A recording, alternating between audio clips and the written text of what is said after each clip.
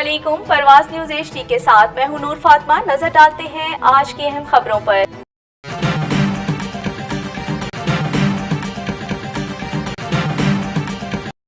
Member Punjab assembly और vice chairman Punjab social protection authority Chaudhry Faisal Farooq Cheema का कहना है कि मौजूदा माशी बहरान का हल सिर्फ और सिर्फ फौरी तौर पर आम इंतखाबात का करवाना है, क्योंकि मजबूत हुकूमत की क़याम से ही माशी बदहाली से छुटकारा मुमकिन है। सहाफ़त रियासत का चौथा सुतून है। अहले सहाफ़त को मुल्क में सियासी इस्तेहकाम के लिए अपना किरदार अदा करना चाहिए। मज़ीद तफसीलात इस रिपोर्ट में।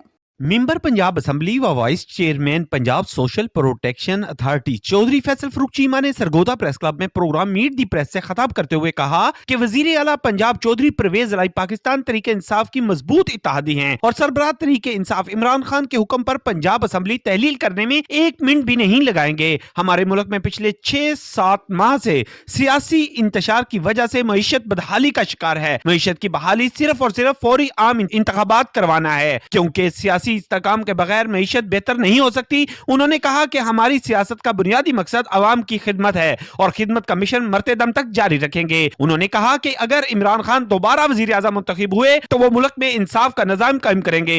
PTI के सरबराह इमरान खान असम्बलियां तहलील करने का फैसला जिले सतह पर मीटिंग के बाद करेंगे। उन्होंने कहा कि DHQ टीचिंग अस्पताल सरगोदा में अनवर अली चीमा कार्डियोलॉजी सेंटर के क्याम की मंजूरी हो चुकी है और सरगोदा में 600 बेड्स के टीचिंग अस्पताल के क्याम के लिए PC1 मंजूर हो चुका है। टीचिंग अस्पताल की तमीर का काम भी जल्द शुरू हो जाएगा।